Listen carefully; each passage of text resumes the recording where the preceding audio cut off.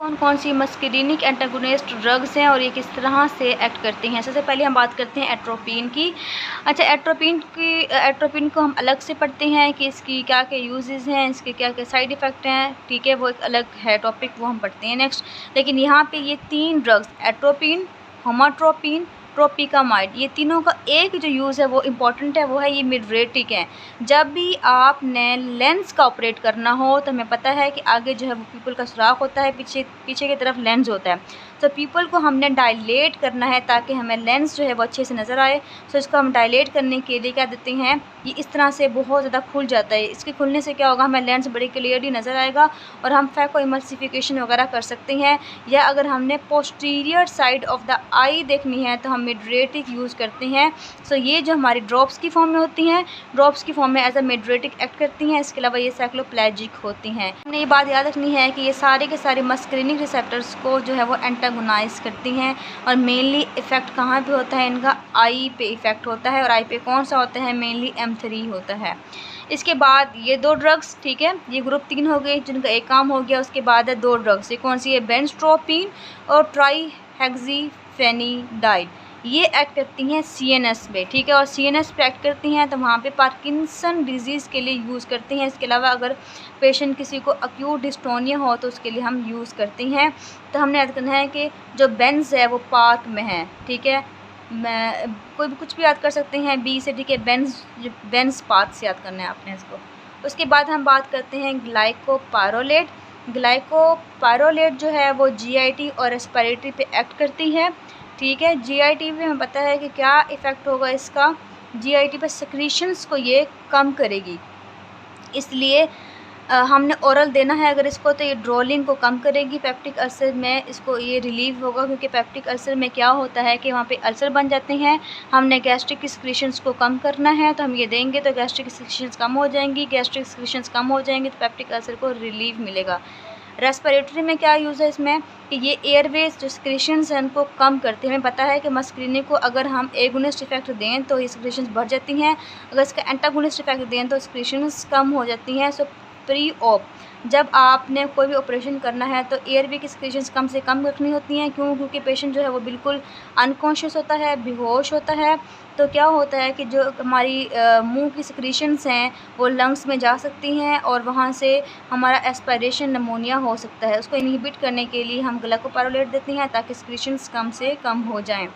उसके बाद हम बात करते हैं ये दो ड्रग्स, हियासोसियामीन और डाइक्लोसियामीन। आपको ये बात याद होनी चाहिए जो लास्ट मैंने लेक्चर में बताई थी, ग्लाइकोपाइरोलेट और हियासोसियामीन जो है वो हम एडवर्स इफ़ेक्ट्स जो हमारे थे ड्रग पाइरोडोस्टिगमेन के एडवर्स इफ़ेक्ट्स को कम करने के लिए हम ये दो ड्रग्स भी यूज़ कर रहे थे। फिर हम बात करते हैं कि हियासोसियामीन और डाइसाइक्लोमीन, ठीक है, डाइसाइक्लोमीन और हियासोसियामीन जो है वो GIT पे एक्ट करती है और GIT पे क्या करती है, एंटीस्पास्मोडिक होती है। क्योंकि हमें पता है कि मस्करीनिक रिसेप्टर जो हैं वो GIT की मोटिलिटी को बढ़ा देती हैं, स्पैज़म करा देती हैं। सो उसको स्पैज़म को कम करने के लिए जो कि होती है स्पैज़म किसमें, इरिटेबल बाउल सिंड्रोम में, उसको कम करने के लिए हम दोनों ड्रग्स को यूज़ कर रहे होते हैं। फिर नेक्स्ट जो हमारी क्लास है ये है दो ड्रग्स, एप्राट्रोपियम और टियोट्रोपियम, ठीक है, ये सारी की सारी मस्करीनिक एंटागोनिस्ट हैं। सो एप्राट्रोपियम और टियोट्रोपियम जो है वो रेस्पिरेटरी पे एक्ट करती हैं।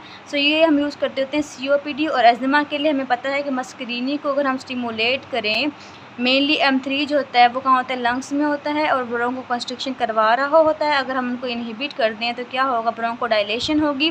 तो ब्रोंको डायलेशन से क्या होगा, हमारा जो COPD है और एज़मा है वो इम्प्रूव हो जाएगा। फिर नेक्स्ट हमारी ड्रग है सोलिफेनासिन, ऑक्सीविटाइनिन, टोलटेरोडीन, ठीक है।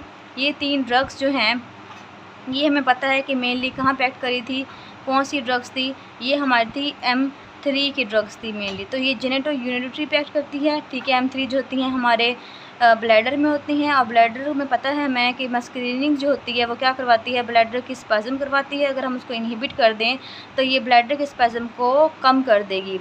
इसके अलावा यूरिनरी इनकॉन्टिनेंस कब होता है, जब ब्लैडर ओवर एक्टिव हो, मतलब वो कंस्ट्रिक्टेड हो। हमें पता है कि जब पैरासिम्पैथेटिक सिस्टम एक्टिवेट होता है जब मस्कुलिनिक को स्टिमुलेट करता है तो ये प्रेशर डालता है, जिसे कॉन्ट्रैक्शन होती है ब्लैडर की, ठीक है। ब्लैडर कॉन्ट्रैक्शन होने से क्या होगा, वो ओवर एक्टिव हो जाएगा, तो हर वक्त ड्रिबलिंग होगी। हर टाइम पेशेंट कंप्लेन करेगा कि मुझे जो है हर वक्त यूरिन जो है वो निकलता रहता है। तो उसमें हम क्या कहते हैं कि ये ओवर एक्टिव ब्लैडर है, तो उसको ठीक करने के लिए हम उसकी इफ़ेक्ट को एंटागोनाइज करते हैं। उसके लिए सोलिफेनासिन, ऑक्सीबुटाइनिन और टोलटेरोडीन यूज़ करते हैं। ये इंपॉर्टेंट है, ये आपके MCQs के लिए भी इंपॉर्टेंट है। हमने मस्कुलिनिक के जो एगोनिस्ट पढ़े थे वो पढ़े थे यूरिन रिटेंशन में, जिसमें क्या था कि ब्लैडर जो है वो एक्टिव नहीं है, वो ढीला हो गया है। तो उसको एक्टिवेट करने के लिए, उसे कॉन्टैक्ट करवाने के लिए हमने वो ड्रग यूज़ की थी। लेकिन यहाँ पे ये कॉन्ट्रैक्टेड फॉर्म में है, तो उसको रिलैक्स करने के लिए हमने उसको इनहिबिट कर दिया है। फिर स्कोपोलामीन जो है वो CNS पे इफेक्ट है इसका। सो ये हम यूज़ करते होते हैं मोशन सिकनेस के लिए, और ये भी आपका इंपॉर्टेंट MCQs है। ओके जी, अब हम पढ़ते हैं एट्रोपिन, जो कि आपका बहुत ही ज़्यादा इम्पोर्टेंट UQ है, ठीक है। डायरेक्ट पूछते हैं आपसे एट्रोपिन की क्या क्या इफ़ेक्ट होते हैं और डिफरेंट सिस्टम, और इसके अलावा इसके एडवर्स इफ़ेक्ट क्या हैं अगर एट्रोपिन की टॉक्सिसिटी हो जाए, ज़्यादा डोज दे दें तो क्या होता है। हमें ये पता है कि एट्रोपिन जो है वो यूज़ होता है as a antidote of muscarinic agonist, या ऑर्गेनोफॉस्फेट पॉइजनिंग के अंदर हम एट्रोपिन को यूज़ करते हैं एज अ एंटीडोट। अब एट्रोपिन का क्या क्या इफेक्ट होता है, आई पे क्या इफेक्ट होगा, हमें पता है कि ये मिड्रेटिक इफेक्ट है, तो पीपल को डायलेट करेगा, साइक्लोप्लेजिया मतलब अकोमोडेशन करवाएगा। इसके अलावा एयरवे में क्या इफेक्ट है इसका, ब्रोंको डायलेशन करवाएगा। हमें पता है ये एंटी मस्कुलिनिक है, मस्कुलिनिक ब्रोंको कॉन्स्ट्रिक्शन करवाते हैं, ये एंटी मस्कुलिनिक है, तो ये ब्रोंको डायलेशन करवाता है। तो आपने जब भी याद करना है एट्रोपिन को, तो आपने ऐसे याद करना है कि ये एंटी मस्कुलिनिक है, ठीक है। उससे आपको सारे के सारे जो ड्रग्स की यूजेस हैं वो याद हो जाएंगे, इफ़ेक्ट जो हैं वो याद हो जाएंगे। स्टमक पे क्या इफेक्ट है इसका, गैस्ट्रिक सिक्रीशन को कम कराएगा, गट में मोटिलिटी कम कराएगा, ब्लैडर में जो है अर्जेंसी जो होती है वो कम से कम कराएगा। मींस कि आपका जो ब्लैडर है वो रिलैक्स रहेगा, वो कॉन्टैक्ट नहीं करेगा, तो अर्जेंसी जो होती है हमारी सिस्टाइटिस के अंदर वो कम करा देगा। तो ये हम जो है इसको इस तरह से इसके इफ़ेक्ट हैं, और इस तरह से हम इसको यूज़ भी कर सकते हैं।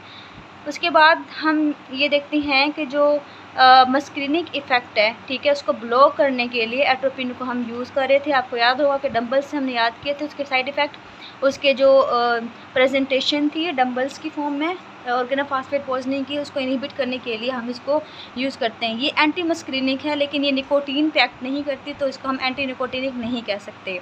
अगर एट्रोपिन की किसी भी वजह से जो है वो टॉक्सिसिटी हो जाए, या आप ज़्यादा दे दें, या आप एंटी मस्कुलिनिक की ओवरडोज हो जाए, तो क्या होगा, इसके एडवर्स इफेक्ट्स क्या होंगे। ये निमोनिक है, हमने इसको ऐसे याद रखना है। हॉट एज अ हेयर, ठीक है, हॉट मतलब बॉडी का टेम्परेचर बहुत ज़्यादा बढ़ जाता है। अगर छोटा बच्चा है, इन्फेंट है, उसके अंदर ये ओवरडोज हो जाए तो हाइपरथर्मिया करा देता है उनके अंदर। फास्ट एज अ फीडल, इसमें क्या होता है कि हार्ट रेट बढ़ जाता है। हमें पता है कि M2 जो रिसेप्टर है उसको स्टिमुलेट करें तो हार्ट रेट कम होता है, लेकिन अगर उसको एंटी मस्कुलिनिक इफेक्ट दें तो हार्ट रेट बढ़ जाएगा। ड्राई एज अ बोन, क्या होता है, बॉडी की सिक्रीशंस क्या होती हैं, कम हो जाती हैं। मस्कुलिनिक ज़्यादा करता है, इससे सिक्रीशंस कम हो जाएंगी, इतनी कम हो जाएंगी कि बिल्कुल मुँह जो है वो ड्राई हो जाएगा, स्किन भी ड्राई हो जाएगी। रेड एज अ बीट, जो फेस है इसका स्किन है वो फ्लश्ड स्किन हो जाएगी, बिल्कुल टेम्परेचर बढ़ने की जैसे फ्लश्ड स्किन हो जाएगी। ब्लाइंड एज अ बीट, हमें पता है कि ब्लाइंड एज अ बैड क्या है कि ये मिड्रेटिक इफेक्ट करवाता है। मिड्रेटिक इफेक्ट से क्या होता है, साइक्लोप्लेजिया से क्या होता है कि आपकी जो विजन है वो ख़राब हो जाती है, आपसे इस तरह से अकोमोडेशन नहीं कर पाते। मैड एज अ हेटर, ठीक है, ये क्या होगा कि हमारी जो वो इतना पागल हो गया है कि उसके CNS में इफेक्ट आ गया, तो डिसओरिएंटेशन होगी। फुल एज अ फ्लास्क, जो हमारी ब्लैडर है, जो हमारी गट है, वो उसकी मोटिलिटी कम हो जाएगी, क्योंकि एंटी मस्कुलिनिक है तो कॉन्स्टिपेशन हो जाएगा और यूरिनरी रिटेंशन हो जाएगा। अगर बूढ़ा बंदा है तो उसमें यूरिन की रिटेंशन हो सकती है। हम एट्रोपिन की ओवरडोज को रिवर्स करना चाहें तो हम क्या यूज़ करेंगे, हम मस्कुलिनिक एगोनिस्ट यूज़ करेंगे। अब पता है कि हमने पढ़ा था कि जो फाइसोस्टिग्मीन होता है, ठीक है, वो जो हमारे मस्कुलिनिक ड्रग्स थी वो इसके इफेक्ट को एंटागोनाइज कर सकती हैं। नेक्स्ट हमारी ड्रग्स हैं एंटी निकोटिनिक। एंटी निकोटिनिक में दो होंगी, NN और NM। NM हमने और चैप्टर में पढ़ना है जो कि CNS में इंक्लूड है। यहाँ पे NN पे बात करें तो हेक्सामेथोनियम है, जो कि पहले हाइपरटेंशन के लिए यूज़ होता था, लेकिन इसके साइड इफ़ेक्ट ज़्यादा हैं तो ये डिसकंटिन्यू हो गया है। 1960s में हम इसको यूज़ करते थे, लेकिन अब इसको यूज़ नहीं करते। इसके बाद है ट्राईमेथाफेन और मेकामाइलामीन। मेकामाइलामीन जो है ड्रग, ये यूज़ होती हैं मेनली स्मोकिंग सीजेशन की को इन्वेस्टिगेट करने के लिए।